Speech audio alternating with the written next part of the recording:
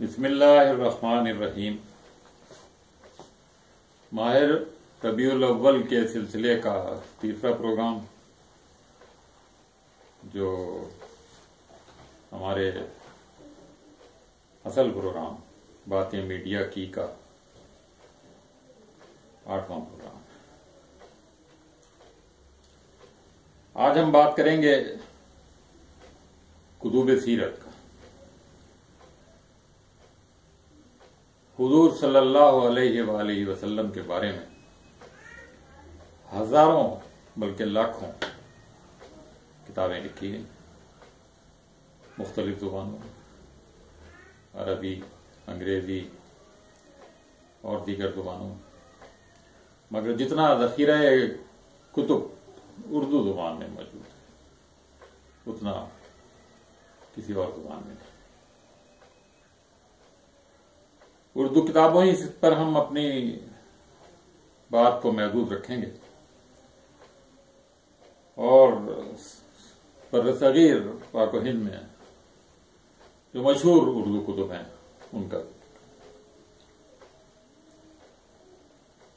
سیرت النبی کے نام سے علامہ شبلی نعمانی نے ایک بہت ہی زبردست کتاب لکھی، اور اس کے لکھنے کے دوران ہی ان کا انتقال ہو گیا، جس کے بعد ان کے شاگرد رشید علامہ سلیمان ندوی نے اسے مکمل کیا۔ یہ 7 جلدوں پر مشتمل کتاب۔ ایک اور کتاب ضیاء النبی کے نام سے لکھی گئی، جو پیر کرم شاہ الازہری کی تصنیف ہے۔ یہ کتاب بھی پڑھنے پہ تعلق رکھتی ہے۔ ایک اور مشہور قدیم کتاب رحمت للعالمین ہے، جو قاضی سلیمان منصور پوری نے لکھی۔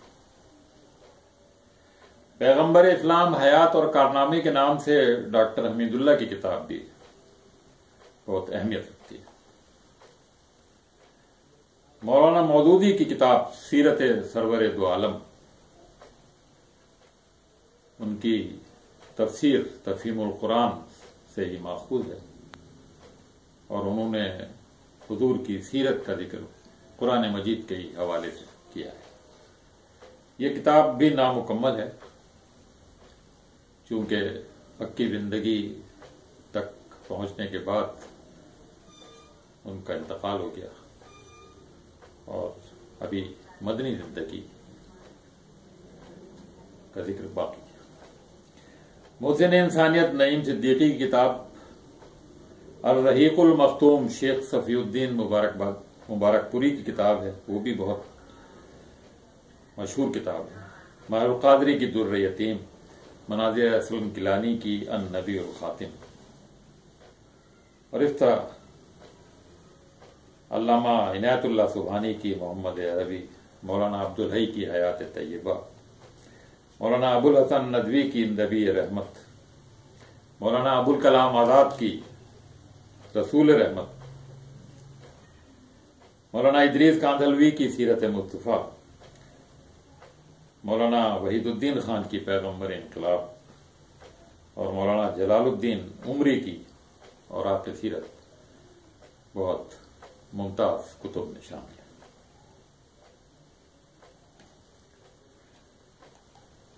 مجلے اور جرائد بھی وقتاً فوقتاً رسول نمبر، حضور نمبر، سیرت پاک نمبر شائع کرتے رہے۔ اس سلسلے میں محمد طفیل کا نقوش سب سے آگے۔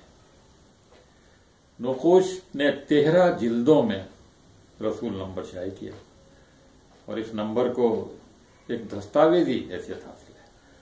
اس میں وہ سب کچھ موجود ہے جو پچھلے 1400 سال میں حضور کی سیرت پاک کے بارے میں لکھا گیا۔ سیارہ ڈائیرت نے بھی رسول نمبر کے نام سے 2 نمبر شائع کیے۔ مولانا ماہر القادری کے رسالہ فاران نے بھی رسالت نمبر شائع کیا۔ مگر آج ہم جن 2 کتابوں پر اپنا پروگرام مرکوز کریں گے، ان میں سے ایک کتاب ہے سیرت محمد الرسول اللہ صلی اللہ علیہ وسلم، تاریخ کے تناظر میں۔ بنیادی طور پر یہ کتاب ڈاکٹر معین الحق نے انگریزی میں لکھی تھی اور اس کا عنوان تھا محمد لائف اینڈ ٹائم. ڈاکٹر معین الحق علی گڑھ یونیورسٹی کے تربیت یافتہ تھے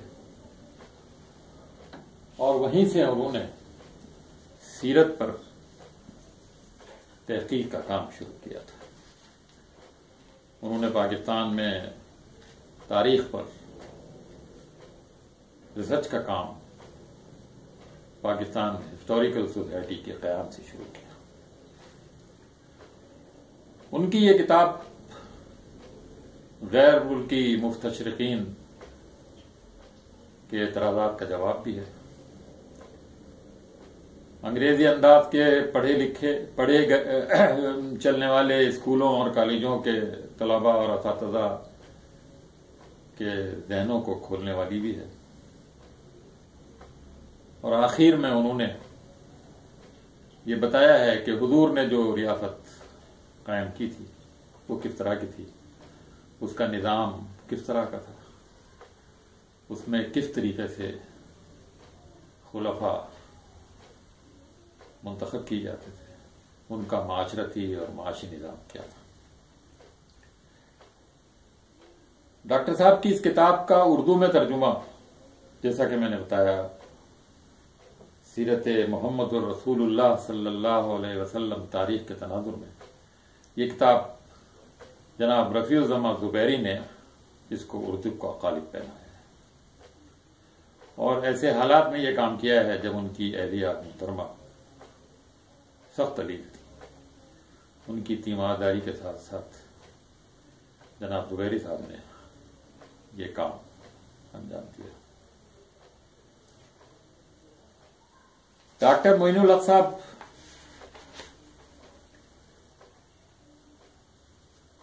نے یہ کام 1989 میں مکمل کیا تھا. روزانہ پابوزو ہو کر بیٹھتے تھے اور 5 گھنٹے اس کام میں لگاتے تھے. 19 نومبر سن 1989 کو ان کا یہ کام مکمل ہوا. اس کے پیش لفظ کے طور پر انہوں نے ایک پیراگراف لکھا اور دوسرے دن جمعے کی اذان کے ساتھ ساتھ انہوں نے دائی اجل کو لبیک کہا. ان کی یہ کتاب جو انگریزی میں تھی سن 2000 میں شائع ہوئی اور اس کے 18 سال کے بعد یعنی 2019 میں رفیع الزماں زبیری نے اس کا ترجمہ کیا اور یہ کتاب سب کے سامنے. ڈاکٹر صاحب نے اپنی اس کتاب میں ظہور اسلام سے پہلے عرب کے جو حالات تھے وہ بھی لکھے اور اس کے بعد حضور کی ولادت سے لے کر حضور کے وصال تک کے پورے دور کو اس میں شامل کیا ہے. یہ کتاب پڑھنے سے تعلق تھی. دوسری کتاب جو 4 جلدوں پر مشتمل ہے، ہم اس کا تعارف بھی کرانا چاہیں گے.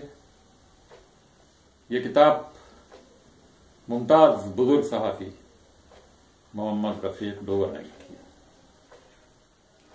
اور یہ کتاب ایسی ہے کہ ریسرچ کرنے والے لوگوں کے لیے، پی ایچ ڈی کرنے والے لوگوں کے لیے، سیرت پر مزید لکھنے والوں کے لیے بہت مددگار ثابت ہو سکتی ہے. محمد رفیق ڈوگر نے یہ کتاب کن حالات میں لکھی اس کا ذکر کرتے ہوئے وہ اپنے پہلی جلد کے مقدمے میں لکھتے ہیں کہ سن 1991 میں ان کی ٹانگ کا گھٹنے کا آپریشن ہوا. آپریشن کے بعد ڈاکٹروں نے انہیں اطلاع دی کہ آپ کی ٹانگ میں کینسر ہے اور اس کینسر کے لیے آپ کی ٹانگ کو گھٹنے کے بعد سے کاٹنا پڑے گا. اگر آپ کٹوا دیں گے تو مزید 10 سال آپ جی لیں گے اور اگر نہیں کٹوائیں گے تو یہ کینسر بڑی تیزی کے ساتھ. رفیع ڈوگر لکھتے ہیں کہ میں نے یہ بات سوائے اپنے چند قریبی دوستوں کے اپنے گھر والوں تک کو نہیں بتائی. اور میں اللہ کے بھروسے پر بیٹھا رہا کہ یا اللہ تو نے اگر بیماریاں بنائی ہیں تو تو نے اس کا علاج بھی ضرور بنایا ہو. اور یہی ہوا. جو پیریڈ ڈاکٹروں نے بتایا تھا اس کے بہت بار 10 سال تک رفیق ڈوگر ماشاءاللہ ٹھیک ٹھاک صحت مند ٹام کے ساتھ اپنے فرائض میں مشغول رہے. اس وقت انہیں خیال آیا کہ انہیں کچھ کرنا چاہیے اور پھر انہوں نے الامین کے نام سے سیرت پاک پر ایک کتاب لکھی. یہ کتاب اس لیے اہم ہے کہ اس کتاب میں نہ صرف عربوں کے قبل بعثت حضور کی بعثت سے قبل کے عربوں کے حالات ہیں بلکہ حضرت ابراہیم علیہ السلام کے زمانے سے انہوں نے واقعات کا آغاز کیا ہے. اور انہوں نے اس کے بعد اپنی پہلی جلد میں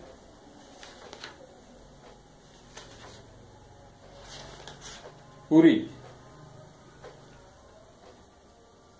مکی زندگی کو کور کیا ہے اور پھر خاص طور پہ ہجرت کا بھی ذکر کیا ہے. بہت تفصیل سے یہ کتاب ہے چونکہ 4 جلدیں ہیں اور اس میں ہر بات بہت باریکی کے ساتھ پھر بھی غیر ضروری باتوں کو اس میں شامل نہیں کیا گیا ہے. غیر ضروری روایات کو اس میں شامل نہیں کیا گیا ہے.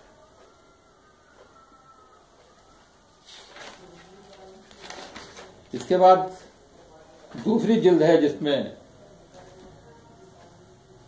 مدنی زندگی کے بارے میں بتایا گیا اور مدنی زندگی سے لے کر رومیوں کو جب چیلنج دیا گیا اس سب کا ذکر اس دوسری جلد میں ہوا. تیسری جلد میں غزوہ خندق سے حضور پاک کے وصال تک کے تمام حالات موجود ہیں.